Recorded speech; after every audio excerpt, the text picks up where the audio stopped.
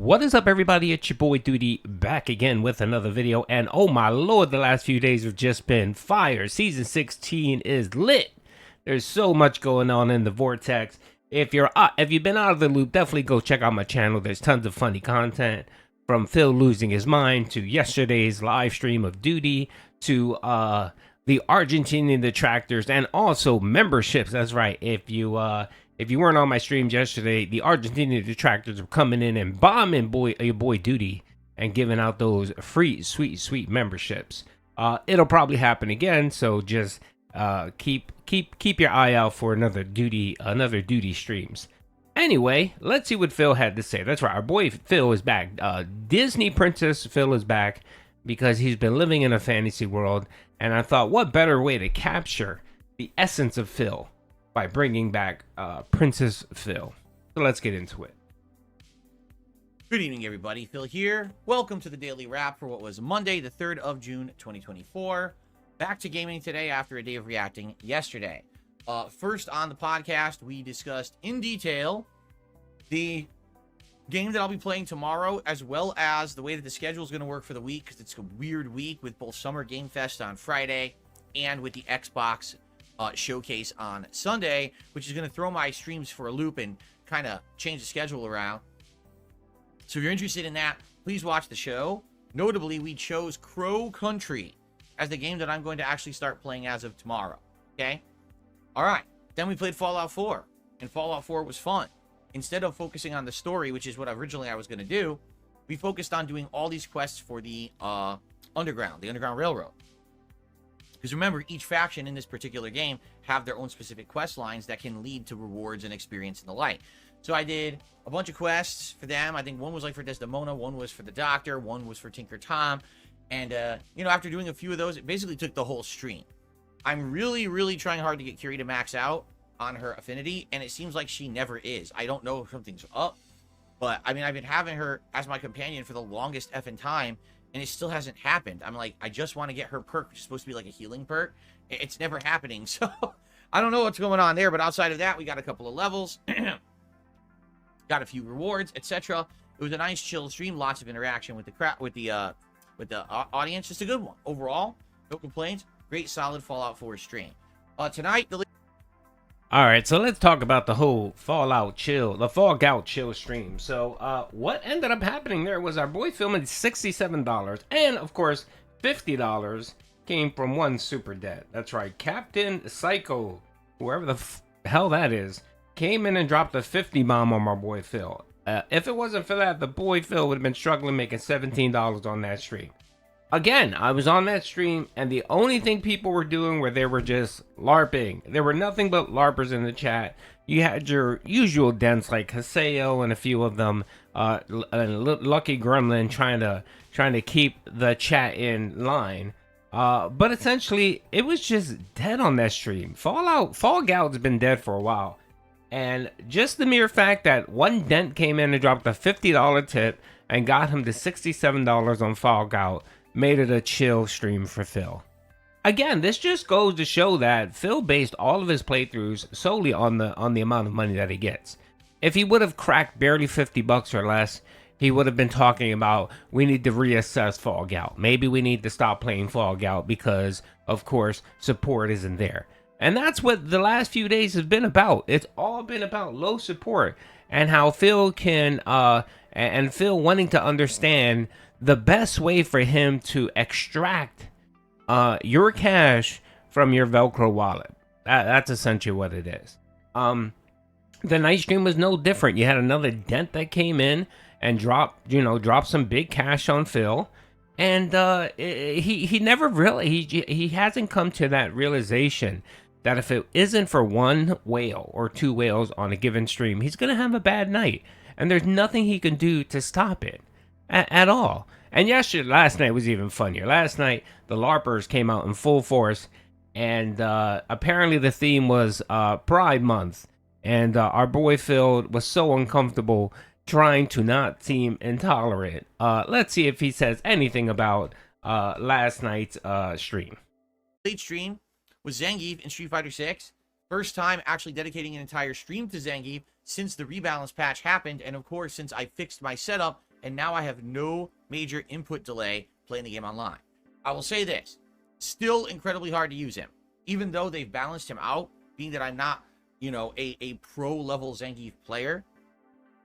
It's rough. I'll tell you this, though. I definitely won a lot more with him than I usually do.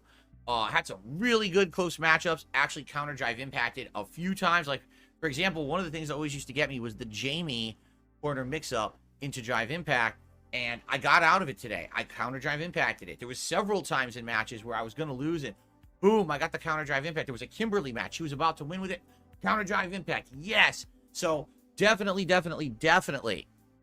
good stuff in regards to the input delay being reduced and or removed from the game. But I'll just say this, it's still tough to win with this guy. You know, he does big damage, and I'm doing better combos now too. Like, I'm doing better things, which is great because he's been rebalanced, and I was using some of those strategies tonight. But basically, he's still rough, especially against the top tiers. Like, fucking, I still can't beat Cammy with this guy. I can't. Cammy can literally just stay away and then do low medium kick into drive rush over and over, throw mix up over and over. I will say this, I broke a lot of throws tonight, and I almost never was breaking throws before. I broke a ton of throws tonight, which is great. You'll see it when you watch the gameplay, how many throws I broke, which is great. And I am getting better, but I feel, what I said to my audience at the end of the night was this. I feel like I would be getting better at this game if I played it more. The problem is I'm playing it, what, 2-3 times a week tops. And when you do that, I'm only playing with 2 to 3 characters out of the 5 and now 6 that I'm trying to learn, because I am trying to learn Akuma. I just don't feel like I get enough time in. You know, everyone else who's playing Street Fighter 6 is probably playing it daily, and I'm playing it every 2-3 days. This was literally the first time I played with Zangief in almost 2 weeks since the bounce patch came out. So if I played with Zangief 3-4 streams in a row, I'd probably get significantly better with him, but no one wants that. Everyone wants variety, right? So it is what it is. You know, I'm getting better. I really enjoyed the stream, even though there's some rage there because of the top tiers still being kind of dominant. And I do feel like there was some bullshit there with, I knew I had it won and something wouldn't block or to drop, you know, I dropped my combo. Like, oh God, you know, still a little frustrating with Zangief. I say he is still the most rage inducing character for me. As much as I like him, he's still very rage inducing.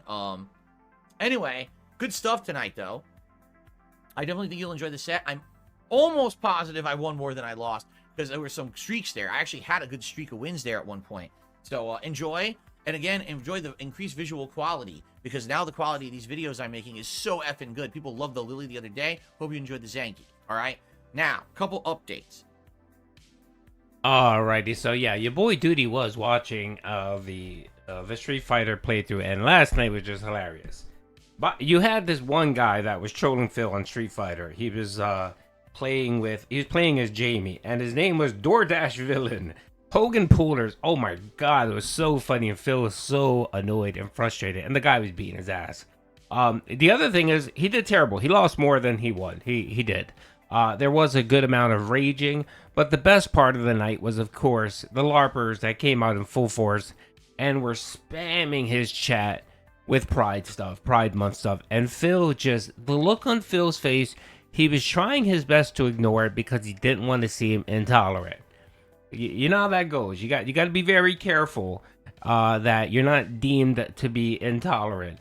So Phil tried his very best to ignore it, but of course, people like Lucky Gremlin, Haseo, and a couple of the other autistic dents that, you know, don't like when anyone talks about anything other than Phil, they were not happy. They were pretty upset.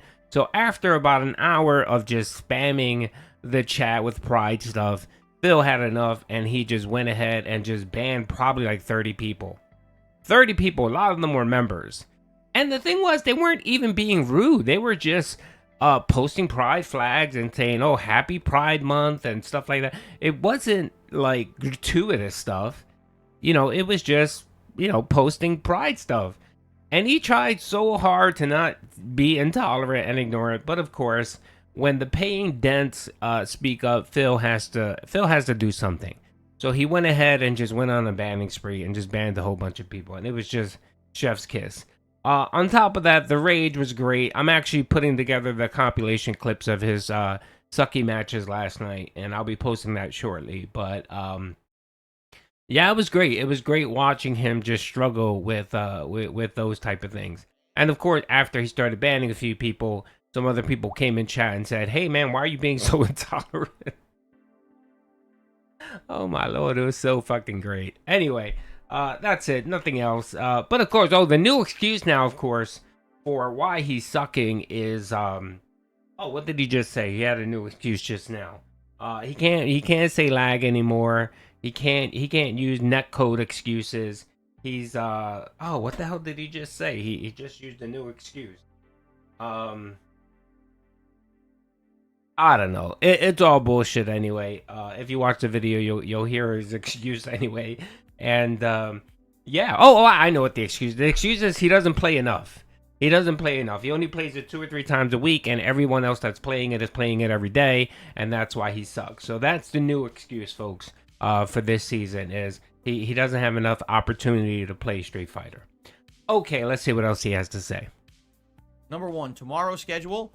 Crow Country premiering on the first stream. I am continuing with Hades 2 on the late stream. Wednesday is going to be Fallout 4, and then the Street Fighter 6 stream on Wednesday night is Blanca. First time I'm using Blanca since the rebalance patch. It's been 2 freaking weeks since this thing came out, and I'm finally going to use it. All right, we'll see how that goes with less input delay and the like. Maybe I'll do really good. Who knows?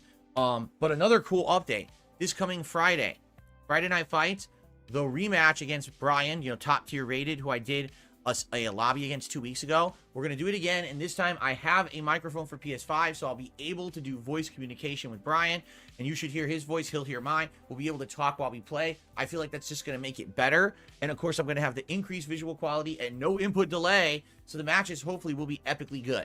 So mark your calendars for Friday Night Fights this Friday, okay? If you want to know about how I'm covering Summer Game Fest on Friday and how I'm covering the Xbox Showcase and the Black Ops 6 event, check out the podcast from this morning. I'm also going to put that into the schedule. All right? Thank you guys so very much. Enjoy tonight. Enjoy the vids. See you tomorrow for the premiere of this game, Crow Country. I'm excited to see what it is. I hope you are too. See you then, and peace out. Yeah, I have no idea what the hell that game is. I've never heard it before. I don't know if it's an indie game. I'm not sure. It doesn't sound interesting whatsoever. But of course, Phil's hoping and banking that it will save the business.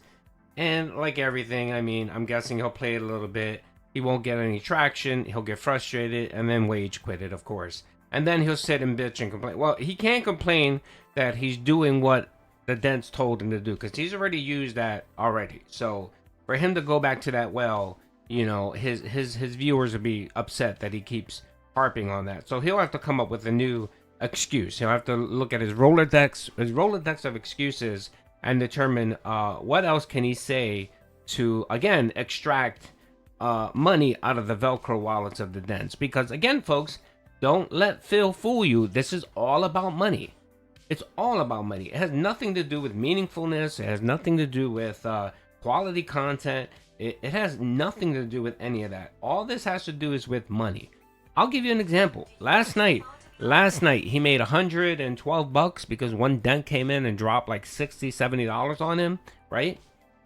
The chat was a disaster. He was losing. He was annoyed. And yet he acts like, oh, it's a great stream. No, it's not a great stream. It was a terrible stream. And you even had the people in your chat complaining, saying the chat was ruined because they couldn't talk because people were talking about pride and stuff like that, and that annoyed people. But you don't care because you managed to make the money. You managed to get over that $100, and you were able to wear your Nazi hat, and you were content. Anyway, that's all I have to say, folks. Hope you guys enjoyed the video. Peace out.